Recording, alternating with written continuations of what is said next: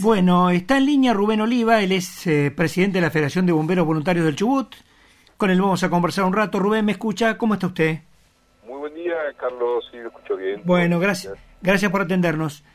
Nos quedaba la duda en qué quedó aquella historia que se deschavó después que el Ministerio de Economía de Nación, por resolución de la Subsecretaría de Comercio Interior, había dispuesto que había impedido, había prohibido que se le cobre a los asociados a las cooperativas, en este caso, aquellos cargos que no tengan que ver directamente con la tarifa. Es decir, las cooperativas no podían cobrar otra cosa que no sea la luz, el agua y las cloacas, esto para que quede claro el planteo que iba. Bueno, esto dejaba fuera a los bomberos, la tasa de bomberos, que es la fuente de financiamiento más importante que tenían, y empezaron a aparecer las medidas cautelares que fueron apoyadas por los jueces de primera instancia.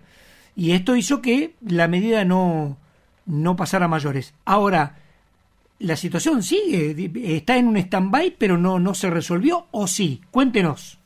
No, Carlos, es tal cual lo describís, es una resolución a través del Ministerio donde pide dejar de cobrar cualquier otra cosa que no sean los servicios.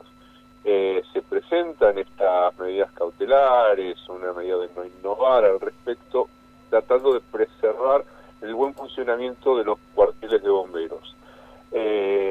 Ya antes de arrancar esto, los abogados, con los que estábamos reuniéndose, nos decían que esto iba a ser una carrera muy larga, porque era la presentación que se hicieran desde los municipios defendiendo el funcionamiento de los cuarteles, después iban a venir las apelaciones de Nación, y a este paso se puede llegar a definir en una Cámara de Apelaciones o de continuar con esto en un interminable apelaciones ante la Corte Suprema. Todo va a depender, o sea, es una espada de Damocles que tienen muchos de estos cuarteles funcionando, donde en cualquier momento podría dejarse de percibir las tasas porque falta la definición. Una de las medidas que hoy está surgiendo es que, como hay juzgados que le han dado lugar a lo que Nación presenta, en este caso Nación pide que todas las causas se agrupen y vayan a ese juzgado.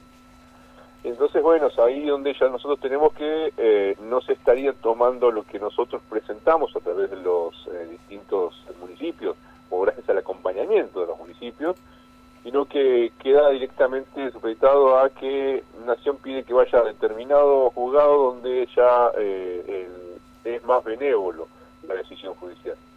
Es decir, a ver si lo entendí bien. Lo que se observa es que hay una presentación en Rawson, otra en Trevelin, otra en Río Negro, otra en Comodoro Rivadavia, y lo que dicen, y otra en Buenos Aires, pongámosle. Entonces, bueno, no, que vaya y se concentre en todos los casos para resolver la cuestión de fondo en una sola dependencia judicial, por ahí es la cosa. Exactamente, es lo que plantea Nación, que en ese caso se agrupen todas las causas siendo similares en un solo juzgado. ¿Y cuál sería ese juzgado?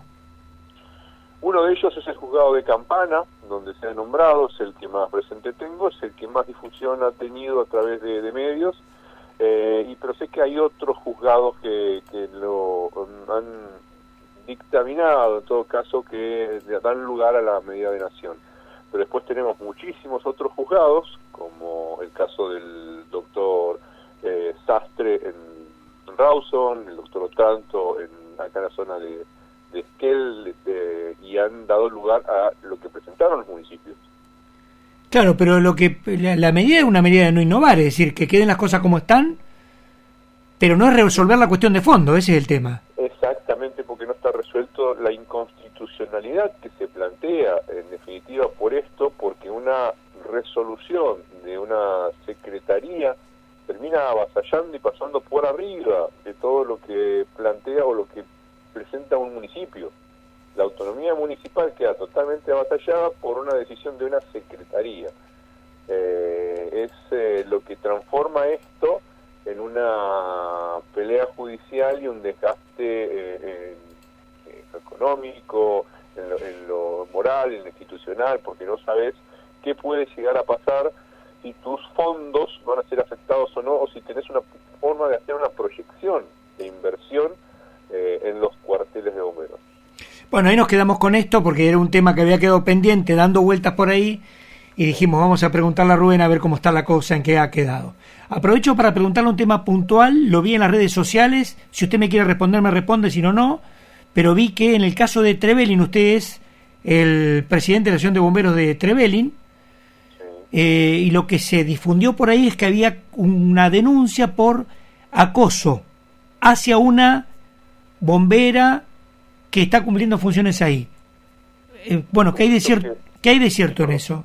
Por supuesto que respondo, Carlos, no hay ningún inconveniente, se ha dado trabajo a esto, desde el cuartel de Trevelin se ha instalado esto como una medida de trabajar lo antes posible, no solamente desde el cuartel, sino también se planteó a la federación, porque hay un trabajo interdisciplinario que se hace utilizando la psicología clínica, social, psicología de la emergencia y también el área de género.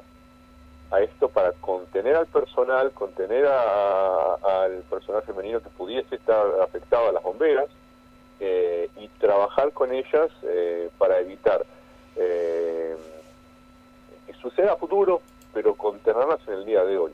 Es un trabajo que se ha hecho utilizando a toda la comisión directiva del cuartel de bomberos y el cuerpo activo.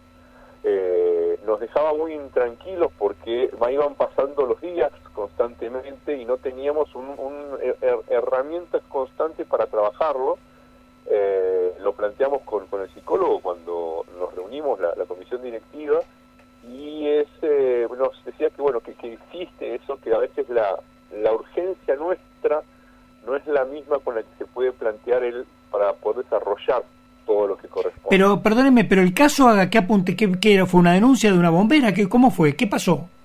Hay una bombera que denuncia un presunto acoso. Permitime decirlo presunto porque todavía está en etapa de investigación, en la cual hemos hablado con la fiscal y nosotros queremos que salga de ella lo que corresponda. Entonces, hasta ahora sí, es un acoso, o sea, presunto caso de acoso, pero quisiera que la Fiscalía trabaje a pleno. Nosotros hemos puesto a disposición total de lo que ellos necesiten para la investigación. No, pero está bien la palabra presunto. Yo la uso mucho porque en estos casos es alguien que denuncia que le pasó algo y eso hay que probarlo, porque es un delito de instancia íntima, por lo tanto ha pasado tantos casos que no ha sido así, como muchos otros que lamentablemente sí. Por eso que la palabra presunto, hasta que no se resuelve y no haya condena, está bien aplicado. Nos quedamos con esto entonces. Tenemos la obligación de preguntarle a Rubén. Muchas gracias por habernos atendido. No, por favor, gracias a vos también para por ahí aclarar a muchas de las personas que lo que está pasando y que se ha tomado intervención y trabajado al respecto todo lo que se debía. Rubén Oliva es presidente de la Asociación de Bomberos de Trevelin. Lo último hablamos con él.